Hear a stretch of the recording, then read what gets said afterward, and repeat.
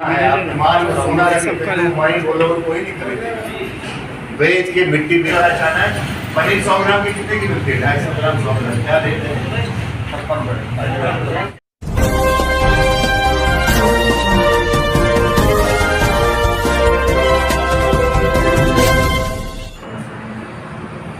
दोस्तों नमस्कार, आप देख रहे हैं एजीटीवी लाइव न्यूज। मैं हूं आर के अजय।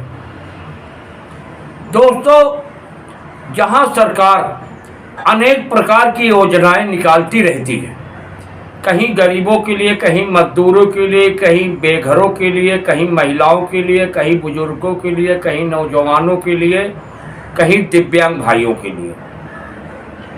दोस्तों, ऐसे आप देखते होंगे बहुत सारी योजना चल रही है। क्या लोगों तक ये योजनाएं पहुंच पाती हैं? क्या लोग इसका लाभ उठा पाते हैं? दोस्तों, ऐसा तो बहुत कम ही लग रहा है। इसीलिए एनजीओ, जिसे संस्था कहते हैं, जो अनेक विषयों पर रजिस्टर्ड होती है, जैसे कोई दिव्यांगों के लिए काम करने के लिए रजिस्टर्ड है, कोई बेघरों के लिए, महिलाओं के लिए, यानी कि अलग अलग जो जैसा काम है, जिसकी जैसी वर्किंग है, वैसे पहले से रजिस्टर करा लाता है। और एनजीओ का काम है सरकार के काम में सहयोग करना। जो एनजीओ जगह जगह जाके लोगों को जागरूक करते हैं, उनके कार्यकर्ता, उनके अध्यक्ष, यानी कि गली कूचे मोहल्ले के लिए लोग सरकारी जो योजनाएं आ रही उसे जागरूक, उसका लाभ। और एनजीओ भी सरकार के माध्यम से बहुत सारी सेवाएं देती हैं। दोस्तों, ऐसा ही एक संस्था है जिसका नाम है आइडिया। आइडिया जिस तरह काम कर रही है ये सराहनीय है। दिव्यांग भाइयों के लिए किस तरह देखो आइडिया संस्था काम कर रही है। पूरे भारत में जगह जगह कैंप लगा करके, शिविर लगा के, लोगों को इकट्ठा करके, दूर दूर से लोग आते हैं, इनकी बातों को समझते हैं, जागरूक होते हैं। आत्मनिर्भर भारत, जो मोदी जी ने कहा था आत्मनिर्भर बनिए, उस काम को आइडिया संस्था, जो इसके अध्यक्ष हैं, महामंत्री जो भी हैं, सब मिलके किस तरह लोगों से को जागरूक कर रहे हैं और उनका सहारा बन रहे हैं। बिजनेस के माने में बहुत सारी बातें बताते हैं, जो आप इस वीडियो में देखेंगे, इस खबर में देखेंगे। दोस्तों, ऐसा ही एक आयोजन पहला पुस्ता अंबेडकर भवन में किया गया, जहां बड़ी संख्या में दिव्यांग भाइयों ने हिस्सा लिया और बहुत सारे लोग, वैसे भी लोगों ने हिस्सा लिया। और जो ये संस्था आइडिया, जो लोगों को जागरूक कर रही है बिजनेस के बारे में और विषयों पे, और लोगों ने इसका समझा और लाभ उठाने की कोशिश करेंगे। और एजीटीवी लाइव से बात करते हुए जो आप इसमें देखेंगे, एजीटीवी लाइव ने इनसे अनेक प्रकार के सवाल किया, इन्होंने बाखूबी जवाब दिया। दोस्तों, जो आप इस वीडियो में देखेंगे। आर के अजय को दीजिए इजाज़त, फिर मिलेंगे किसी और खबरों के साथ। तब तक आप बने रहें एजीटीवी लाइव के साथ। एजीटीवी लाइव पे खबरों का सिलसिला कभी कम नहीं होता। दोस्तों, एक रिक्वेस्ट एजीटीवी लाइव बार बार करता है, चैनल को दोस्तों लाइक, सब्सक्राइब, वीडियो अच्छी लगे तो कमेंट करना ना भूला करें। दोस्तों, स्वतंत्र पत्रकारिता के लिए आप हमारा हौसला अफजाई करें, जिससे कि हम और खबरें आपके लिए, सच्ची खबरें ढूंढ के लाए और आप तक पहुंचाए। दोस्तों, इसी के साथ नमस्कार। देखिए आगे एनजीओ चल रही है जिसे सोशल वर्किंग सोशल वर्किंग करते हैं, यानी कि अनेक प्रकार की एनजीओ है, अनेक प्रकार के काम करते हैं। और यहाँ पे आज आया हूँ, ये पहला पुस्ता ये अंबेडकर धर्मशाला है और कुछ एनजीओ हैं और वो दिव्यांग भाइयों के लिए काम करती हैं। मैं जानने की कोशिश करूँगा एनजीओ कब से है और काम क्या करती हैं, और जो दिव्यांग भाई बैठे हैं मैं उनसे भी बात करने की कोशिश करूँगा, क्योंकि यह वाकई में यहाँ जो हमें भी आए 15-20 मिनट हो गए, बात अच्छी हो रही थी और हमें ऐसा देख के लगता है फिर मैं कह दे रहा हूँ, क्योंकि जो ये एनजीओ के लोग हैं मैं इनको जानता नहीं हूँ, अब मैं इनका नाम भी पूछूंगा, और ये बड़ी अच्छी बातें कर रहे थे। आज राजनीति ऐसी हो रही है, चाहे कोई भी पॉलिटिकल पार्टी हो, अपने वोट के लिए कुछ भी कर गुजरने के लिए तैयार हैं। जैसे अभी आपने देखा लोकसभा का चुनाव भी यानी कि बहुत जल्द होने वाला, तारीखें डिक्लेयर हो गई हैं और हिंदू मुस्लिम का एजेंडा किस तरह चल रहा। लेकिन यहाँ पे देखा, मुझे इस बात की खुशी हुई क्योंकि मेरा नाम RK अजय कुमार है, क्योंकि मैंने देखा यहाँ थोड़ा सा हटे, देखिए सभी वर्ग के हैं यहाँ, जो है कोई हिंदू मुस्लिम अमीर गरीब का फर्क नहीं। ये फख्र से कह रहा हूँ, ये हमारा भारत है, ये मजबूत भारत है, ये लोकतंत्र है। और अब मैं जानने की कोशिश करूंगा उद्देश्य क्या है इन लोगों का इकट्ठा करने का। क्या नाम है सर आपका? नमस्कार, मेरा नाम निखिल वर्मा है और मैं आइडिया नामक इंक्लूसिव दिव्यांग एंटरप्रेन्योर एसोसिएशन के साथ जुड़ा हूँ। और आइडिया जो बहुत पुरानी संस्था नहीं है, 2019 में हमारे जो फाउंडर अच्छा, एक बात तो सर कैसे दिमाग में आया कि हम दिव्यांगों के लिए काम करें? उसी पे आ रहा हूँ मैं। तो 2019 अप्रैल महीने में इसका गठन हुआ, जिसमें प्रमुख रूप से जो हमारे फाउंडर हैं श्रीमान मल्लिकार्जुन नाइका, वो पूरी संस्था का नेतृत्व कर रहे हैं। क्या वो? हाँ, आंध्र प्रदेश के हैं और उन्होंने JNU में पढ़ाई लिखाई किया है। तो आप उनको अगर देखेंगे तो उनकी हिंदी इतनी अच्छी और जबरदस्त है। तो उनके मन में ये संकल्पना थी कि दिव्यांग के उत्थान के लिए JNU में अपने विद्यार्थी जीवन में उन्होंने देखा था कि भले ही हम आरक्षित सीटों को कर देते हैं, लेकिन जो तमाम सारे ताने बाने और जिस प्रकार की व्यवस्था दिव्यांगों के लिए होनी चाहिए, एक्सेसिबिलिटी पे काम होना चाहिए, इंक्लूसिवनेस में काम होना चाहिए, बहुत लोग नहीं कर पा रहे हैं। अच्छा सर, एक बात है, आपने कहा सोच अच्छी है दिव्यांगों के लिए, लेकिन जो सरकार इतनी घोषणाएं करती है दिव्यांगों के लिए खासकर, वो इन लोगों तक तो पहुँच नहीं पाती। क्या NGO इसके लिए आगे आती हैं इनके सहारा बनने के लिए?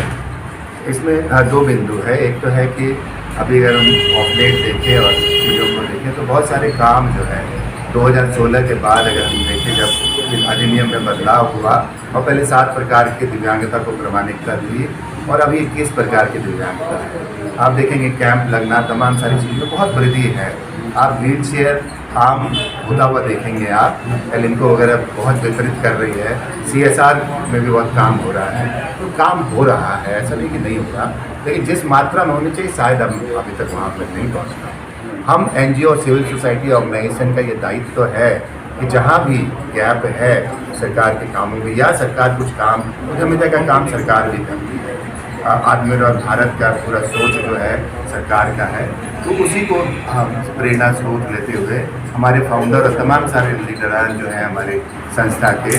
और आपने सही कहा कि आइडिया जो है कोई पॉलिटिकल ऑर्गेनाइजेशन नहीं, गैर राजनीतिक संस्था है और इसमें जितने लोग जुड़े हैं उसमें धर्म का कोई भेदभाव नहीं। मैंने क्या कहा, ये जीता जागता लोकतंत्र, इसी को कहते हैं लोकतंत्र मजबूत हमारा हो रहा, क्योंकि हम एक हैं, क्योंकि यहाँ जातिवाद का कोई बंधन नहीं, हिंदू मुसलमान सिख ईसाई अमीर गरीब। मैंने देखा, यही मैं देख रहा था 20 मिनट से, आप लोगों को बता रहे थे, बड़ी अच्छी बात है, क्योंकि किसी चीज़ की मिसाल दी ही जाती है कि कोई लोग कभी समझेंगे कि ऐसा था ऐसा हुआ, लेकिन ये हमारा लोकतंत्र, यही आखिरी भारत है। तो आपको जान के प्रसन्नता हो कि संक्षिप्त 3 या कहने के 4 साल लगभग होने वाला है। 4 वर्षों में हम लोगों ने दिल्ली NCR के 24 जिलों से काम शुरुआत किया था। आज भारत के 5 अलग अलग राज्यों में हम लोग पहुँच बना, 6 राज्यों में पहुँच हम लोग आंध्रा में भी है, तेलंगाना में भी है, उत्तर प्रदेश में, पश्चिम उत्तर प्रदेश लेके पूर्वी उत्तर प्रदेश में हमारा फैलाव है, हरियाणा में हमारा फैलाव है और हिमाचल प्रदेश में हमारा फैलाव है। तो ये तमाम सारे जो आपको संक्षिप्त काल में जो है हम लोगों ने लगभग 1200 प्लस, अगर सही फिगर मैं बोलूँ 1236 दिव्यांगजन उद्यमी हम लोगों ने बनाए हैं। इसमें एक तो ये है कि हम लोग 5 दिवसीय उनके प्रशिक्षण का काम करते हैं। उससे पहले जो है 2 दिवसीय आप क्या क्या इसको जानकारी देते हैं? जी, इसमें मुख्य रूप से ये है कि ये ग्रुप अगर देखेंगे बहुत जागरूक लोग हैं और अपने अधिकार को, अपनी सोच को समझते हैं। बिजनेस में बहुत सारे स्कोप है जहाँ पे जुड़ के काम किया जा सकता है, उनके समझ में भी वृद्धि की जा सकती है। आम तौर पे जो हम लोग हैं एक माइंडसेट चेंज का काम करते हैं। जैसा आप जानते ही हैं कि दिव्यांगजनों को लगता है मैं दिव्यांग हूँ तो मैं कुछ कर नहीं सकता। एक तो सबसे बड़ा फोकस हमारा ये होता है कि उनमें वो विश्वास भरना, अगर कोई कर सकता है तो आप भी कर सकते हैं। जी, वो हमारे जो आपको अब जान के खुशी होगी कि इस तरह के दिव्यांग साथियों को, हमारा पूरा फोकस दिव्यांग महिलाओं और पुरुष के ऊपर है। धर्म की कोई बात है, कोई भी जुड़ सकता है। अच्छा, ये बात सर आपने बड़ी अच्छी बात कहा, ये होनी भी चाहिए, साहस होगा, यानी कि लीडर, यानी कि अपने आप को कमजोर नहीं महसूस करेंगे, क्योंकि आपको कहने का मतलब है। लेकिन आज मैंने देखा कोई दिव्यांग भाई रोड पे कोई दुकान लगाता है तो थाने की पुलिस या एमसीडी की कर्मचारी आके उनको बताते हो, तो आपका एनजीओ उसमें किस प्रकार का इनको सहयोग करेगा? इसमें जो अतिक्रमण है, इसमें हमारी बहुत ही सीमित भूमिकाएं हैं। हम लोग इसमें रिहैबिलिटेशन का तो काम कर सकते हैं, लेकिन ये काम नहीं कर सकते हैं कि कहीं पे अतिक्रमित जगह पे अगर दुकान है तो वहाँ चले। ये हम लोग चाहते हैं कि वो अच्छे से। सर आपने कहा अतिक्रमण कहाँ नहीं है, आज जो है दिल्ली क्या, मैं पूरे इंडिया में जाता हूँ, यानी कि मैं अमर उजाला, दैनिक जागरण, पंजाब केसरी, अनेक अखबारों में रहा हूँ, चैनल में, बड़े चैनलों में रहा हूँ जिनका आज नाम है, और ये बेचारे तो अपनी जीविका चलाने के लिए लगाते हैं। लेकिन आज जो आपने इलेक्टोरल बॉन्ड का मामला सुना होगा, जो कंपनियां ये सीबीआई और ईडी की रेड चल रही थी, बिल्कुल यानी खत्म करके उनसे चंदा लिया गया और उनकी मदद की गई। लेकिन इनकी मदद क्यों नहीं हो सकती? ये तो अपने पेट के जीविका के लिए, कमाने के लिए। इस सैद्धांतिक रूप से मुझे लगता है कि सरकार को सहानुभूतिपूर्वक दिव्यांगजनों के लिए व्यापार का जगह कहाँ दिव्यांगों का सरकार में कोटा होगा, कोटा क्यों नहीं दे रही है, क्या कारण है? होना चाहिए। 4% नौकरियों में रिजर्वेशन है। अभी पहले 4/6 की दुकान एमसीडी के अंदर में है, अगर इनको दुकानें मिल जाए तो रोड में क्यों लगाएंगे ये? कुछ मैंने मुझे लगता है कि एक बहुत ही प्रायोरिटी बेसिस पे और प्राथमिकता पर और ये दिव्यांगजनों की चुनौतियों को ध्यान में रखते हुए कुछ ऐसी योजना बननी चाहिए जिससे कि उनको व्यापार करने में सहूलियत हो और उनका ऐसा करना चाहिए।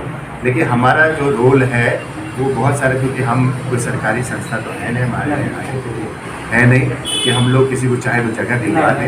वो भूमिका बहुत सीमित है हमारी, संघर्ष तो आप कर ही सकते, सीमित है, और हमारी सहानुभूति, हमारा सहयोग उस नाते उनके साथ। एक बात तो आपकी एनजीओ उनकी क्या हेल्प करेगी? हम लोग जैसा मैंने बताया कि एक माइंडसेट का काम करते हैं, बाकी बिजनेस के अलग अलग आयाम हैं जिस पे हमारे साथ सर जुड़े हैं, हम लोग हैं, हमारी टीम के और भी साथी हैं। अलग अलग बिजनेस के बिंदुओं पर हम लोग बातचीत कर रहे हैं। क्या नाम बताया सर आपने? क्या नाम? मेरा हाँ। निखिल वर्मा। निखिल वर्मा जी ने देखो कितनी अच्छी बातें कहा। देखिए इनकी सोच, दिव्यांग भाइयों के अंदर हौसला अफजाई करना, यानी कि हौसले को बढ़ाना, क्योंकि अपने आप को कमज़ोर ना समझें।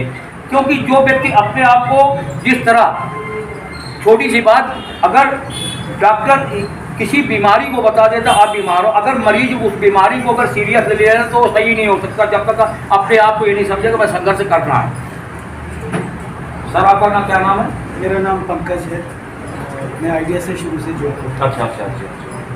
आइडिया के बारे में कुछ बताएंगे आप? जैसे आपके बैनर में आत्मनिर्भर भारत उद्यमिता विकास कार्यक्रम, इसका मतलब क्या है? हम लोग ये हमारा ये मानना है कि जो भी भाई बहन हमारे, चाहे वो दिव्यांग हो चाहे वो दिव्यांग ना हो, जब उनको काम करना है तो उनको उस समय कुछ जानकारी चाहिए। एक तो व्यापार का मतलब सिर्फ दुकान लगा के बैठ जाना नहीं है।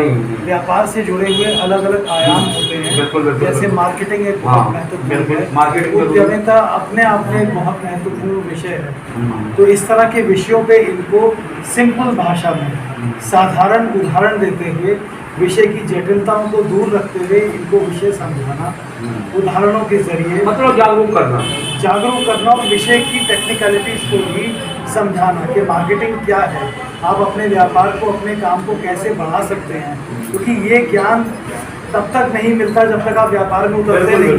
तो कोई बुनियादी जानकारी आपको, इनके पास कोई शिक्षा नहीं है इस तरह की जहाँ इनको ये जानकारी हो, तो हम लोग इस विषयों में, इन विषयों में इनको जानकारी देते हैं। कॉस्टिंग है, मार्केटिंग है, क्वालिटी है, ब्रांडिंग है, वैल्यू एडिशन है, ये टॉपिक्स हैं जिन पे हम इनसे बात करते हैं। रिकॉर्ड कीपिंग एक बहुत इंपॉर्टेंट विषय है और आज हमने फाइनेंशियल लिटरेसी पे भी बात करी कि आप किस तरीके से अपने काम को, अपने आप को सुरक्षित करें। अच्छा सर, आप जगह जगह जाते होंगे, स्टूडियो में जाते होंगे, जैसे आपने बताया भी यानी 6-7 स्टूडियो में आपका कार्यक्रम चलता है। तो अब तक आपने इतनी मेहनत की, अब क्या समझ में आया? लोग इन्हीं की बातें आपकी एग्री कर रहे हैं, कुछ परिवर्तन होता हुआ नजर आ रहा आपको? देखिए, हमें लगता है कि सबसे पहले तो इन लोगों से सीखने की बहुत ज़्यादा ज़रूरत है। इतनी बड़ी समस्याएं होने के बावजूद जो विल पावर इनमें है, जो संघर्ष की शक्ति, जो अंदर क्या कहते हैं, अंदर की ताकत इनमें है, वो सबके लिए सीखने के लिए बहुत बड़ी प्रेरणा की बात है। रही बात के क्या परिणाम हुआ है, तो परिणाम ये हुआ है कि हमने जिन लोगों को ट्रेनिंग दी है उन लोगों ने अपने काम शुरू किए हैं और वो काम हम ट्रेनिंग देने के बाद सिर्फ बात ख़त्म नहीं हो जाती, उसके बाद मेंटरशिप, हैंड होल्डिंग चल रही है। तो जिनको भी ट्रेनिंग दी है लगभग सबके काम अभी स्थापित हैं, चल रहे हैं, धीरे-धीरे चलेगा और बढ़ भी रहे हैं और बढ़ भी रहे हैं। सिर्फ एक चीज़ जोड़ना चाहूँगा सर के साथ। सर ने बिल्कुल जायज़ बोला कि उनके काम में बढ़ोतरी हो रही है कि 3-4 वर्षों में, जैसे मैंने बताया कि 1236 दिव्यांगजन बने हैं, उनमें से आपको एक, अगर मैं डिटेल बताऊँ तो आपको भी लगेगा, आपको श्रद्धा होगी, 95%, 95% बिजनेस जो खुले हैं वो चालू हैं। वो 3 साल से, 1 साल से, 2 साल से वो चालू है। ये अमूमन हम लोग जब किसी सरकारी कार्यक्रम में जाके वहाँ रहते हैं तो लोग अविश्वास करते हैं। लोग कहते हैं कि इसमें सही फिगर कितना है, निकलिए बताइए। मैं कहता हूँ सर सही है, आप हमारे साथ आइए, हमारे साथ आइए। 95% सक्सेस रेट है और हमारे दिव्यांगजन बंधुओं का इस संक्षिप्त काल में लगभग 83% जो है औसतन ग्रोथ से उनकी इनकम बढ़ी है। तो ये बहुत अच्छे से। और एक चीज़ और भी है कि जो भी व्यापार पहले 3 साल, 2 साल, 3 साल तक चल जाता है तो वो व्यापार स्थापित होता है। सबसे ज़्यादा समस्याएं ही पहले 3 साल, 2 साल में आती हैं। तो अगर हम वो समय अवधि हम पार कर पा रहे हैं, अभी तक कामयाब हैं उसको बनाए रखने में, तो मुझे लगता है कि ये आगे बढ़ने का एक बहुत बड़ा स्कोप है। और जो सबसे मुश्किल समय है वो हमारे भाई बहन पार कर ले रहे हैं अपनी मेहनत से, अपनी लगन से, और आगे का रास्ता बहुत बड़ा है, खुला है। अच्छा सर, एक बात तो और भी, पूरे देश में दिव्यांग भाई हैं या वैसे पुअर लोग हैं, गरीब लोग हैं, तो क्या संदेश देना चाहेंगे हमारे चैनल के माध्यम से? सबसे पहले क्या मैसेज देना चाहेंगे? सबसे पहले तो हम ये संदेश देना चाहेंगे कि दिव्यांगता से ऊपर हट के आपको सोचना है, आप किसी से भी कम नहीं हैं, किसी भी तरीके से। और आप, दूसरी बात कि आप अकेले नहीं हैं, आइडिया आपके साथ था, है और आगे भी रहेगा। धन्यवाद। आप कुछ कहना चाहेंगे? क्या नाम है आपका? मेरा नाम चैतन्य है सर और मैं इस ट्रेनिंग कोऑर्डिनेटर हूँ। अच्छा। और मेरा जो सभी के लिए संदेश है वो ये है कि जिस तरीके से हम सब लोग सोसाइटी के तौर पर हम, अच्छा एक बात बताओ, आपने मैं कोऑर्डिनेटर हूँ, तो लोगों को इकट्ठा करने में मेहनत तो लगती होगी, मेहनत यानी कि भाग दौड़, यानी कि लोगों को समझाने में दिक्कतें तो बहुत आती होगी। जी बिल्कुल आती है। प्रॉब्लम ऐसे मेन प्रॉब्लम क्या आती है लोगों में? मेन प्रॉब्लम सर ये आती है कि सभी दिव्यांगजन और आने में हमें कोई ऐसा वेन्यू ढूंढना पड़ता है सबसे पहले तो, जहाँ पर सब लोग आ पाएँ। जैसा कि हम पहली मंजिल पर वेन्यू अपना नहीं ढूंढ सकते क्योंकि सीढ़ी होती है, हाँ, सीढ़ी। हर कोई बिल्डिंग एक्सेसिबल नहीं है, ये एक बहुत बड़ी समस्या है हमारे लिए। यहाँ पर वॉशरूम्स एक्सेसिबल नहीं है, हम जहाँ पर भी करते हैं हमारा पहला प्रयास ये रहता है एक तो वेन्यू एक्सेसिबल हो, दूसरा वॉशरूम एक्सेसिबल हो, तीसरा खाने पीने की व्यवस्था सबके लिए ऐसी हो कि हाइजीनिक, बिल्कुल बिल्कुल। ताकि किसी को भी कोई तरीके की समस्या न हो। दूसरा, मैं जो बात कह रहा था सर, मेरा संदेश ये है कि जिस तरीके से सोसाइटी अभी देख रही है कि दिव्यांगजनों को इस माध्यम से देखा जाता है कि ये तो दिव्यांग है, क्या हाँ, करते हैं। मेरा उनके लिए ये संदेश है कि आप एक बारी उन पर भरोसा करके देखिए, शायद हो सकता है कि जो आप कर रहे हैं आपसे बेहतर ही वो लोग कर पाएं। क्योंकि ये एक रिसर्च में पाया गया है कि जितना प्रोडक्टिविटी रेट किसी दूसरे इंसान का है उससे 2 गुना ज़्यादा प्रोडक्टिविटी रेट एक दिव्यांगजन का होता है, क्योंकि वो एक जगह पर बैठकर अपना फुल फोकस से अपना काम करते हैं। वहीं पर अगर कोई दूसरा व्यक्ति है तो बीच में ब्रेक भी लेगा, चाय पीने भी जाएगा और खाना खाने भी जाएगा। बाकी दिव्यांगजनों के साथ ये है कि सर अगर वो किसी कंपनी में काम कर रहे हैं तो उसी जगह पर खाना भी खाएंगे, चाय भी उसी जगह पर पिएंगे और उनका पूरा फोकस अपने काम पर है। तो मेरा एक सोसाइटी के लिए संदेश है, आप सबसे पहले अपनी सोच बदलिए आगे चल के, ताकि बाकी सब दिव्यांगजनों को भी समान अधिकार मिलता है। धन्यवाद। तो आपने देखा, मैंने अनेक प्रकार से सवाल पूछे, इन्होंने बाखूबी जवाब दिया और ये जिस तरह मेहनत कर रहे हैं और एक दिन वाकई में ये मेहनत रंग लाएगी। जिस तरह आज मैंने देखा, जिसे हिंदुस्तान कहते हैं, हिंदू मुस्लिम सिख ईसाई में एकता, पहली बात तो आपको AGTV लाइव की तरफ से शुभकामनाएं। जो आप लोग काम कर रहे हैं सबको पहली बात तो एकता, मैंने देखा हिंदू मुसलमान सिख जैसे आज पॉलिटिकल पार्टियां दिलों में जहर हो रही है उसको आप खत्म कर रहे हैं, ये खुशी की बात है। और दिव्यांग जिस तरह से आज जो है आगे बढ़ रहे हैं, आप लोगों का सहयोग ना होता तो आज कुछ भी ना होता। ऐसे बहुत सारी NGO चल रही हैं। तो आप देख रहे हैं RK अजय के साथ सलीम जी, पहला पुस्तक दिल्ली से।